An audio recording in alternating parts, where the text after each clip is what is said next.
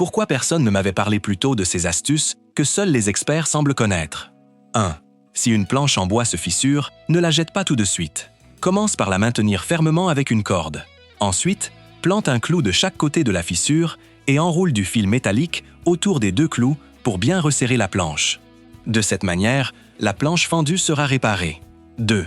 Si le trou dans le mur est trop grand, tu peux insérer ensemble un collier de serrage en plastique et une cale en bois dans l'ouverture. Coupe l'excédent de bois, puis enfonce-les légèrement pour qu'ils soient parfaitement ajustés et bien fixés. Ensuite, fais passer le collier de serrage en plastique à l'intérieur et insère le tuyau. Ainsi, le tuyau restera solidement maintenu en place. 3. Lorsque tu dois assembler deux planches en bois à angle droit, commence par visser une vis sur le côté de l'une des planches.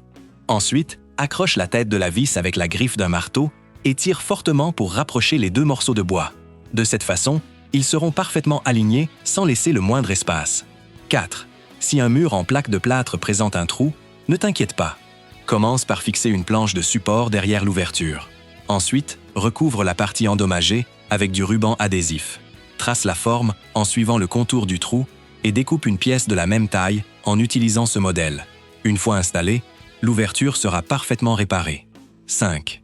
Lorsque tu poses un revêtement de sol et que tu rencontres une zone arrondie, tu peux utiliser un disque de découpe pour reproduire la forme en suivant précisément le bord de la courbe.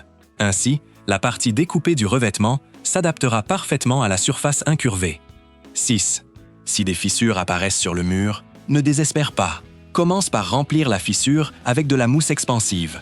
Ensuite, pose une bande de treillis anti-fissure, applique de l'enduit pour plâtre et ponce jusqu'à obtenir une surface bien lisse.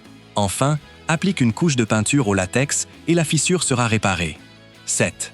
S'il reste un espace au-dessus du cadre de la porte, plie un morceau de carton épais, en forme de vague, et insère-le dans l'ouverture. Ensuite, remplis les espaces autour du carton avec de la mousse expansive. De cette façon, l'ouverture sera complètement bouchée. As-tu appris ces astuces pratiques pour la vie quotidienne?